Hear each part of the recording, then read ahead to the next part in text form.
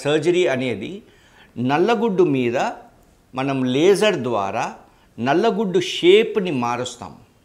So ఈ నల్లగుడ్డు shape మారడం వల్ల మనకి ఏమవుతుంది అంటే ఎవరికైతే మయోపియా ఉందో అంటే షార్ట్ సైటెడ్నెస్ మైనస్ పవర్ అద్దాలు వేసుకునే వాళ్ళు, లేకపోతే hypermetropia long site plus power అద్దాలు వేసుకునే వాళ్ళు, లేకపోతే ఆస్టిగ్మాటిజం అంటే సిలిండ్రికల్ పవర్ ఉన్నవాళ్ళు, ఈ మూడు రకాల పేషెంట్స్కి మనము ఈ రిఫ్రాక్టివ్ సర్జరీ లాసిక్ సర్జరీ చేయొచ్చు. ఈ లాసిక్ సర్జరీలో ద బేసిక్ కాన్సెప్ట్ ఏంటి అంటే ఏ ప్రొసీజర్ అయినా ద కాన్సెప్ట్ ఈజ్ సేమ్. దీంట్లో కాన్సెప్ట్ ఏంటి అంటే ఆ నల్లగుడ్డు షేప్ని మనం మారుస్తాం.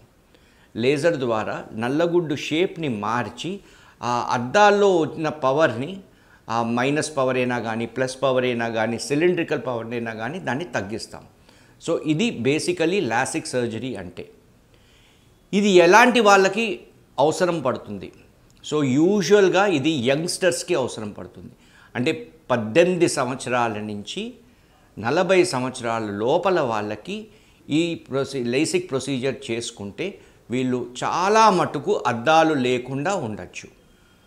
సో ఈ ప్రొసీజర్ ఇప్పుడు ఎవరికైనా ఇప్పుడు 20 ఏళ్ళ వాళ్ళు -3 పవరు లేకపోతే -4 లేకపోతే -5 ఉందనుకోండి, వాళ్ళు అద్దాలు వేసుకుంటున్నారు. వాళ్ళకి అద్దాలు లేకుండా వాళ్ళు ఉండాలి అనుకున్నప్పుడు లేసిక్ ప్రొసీజర్ చేస్తే ఆ మైనస్ పవర్ ఎంత ఉందో అది 0 చేసిన తర్వాత వాళ్ళు అద్దాలు లేకుండా ఉండొచ్చు.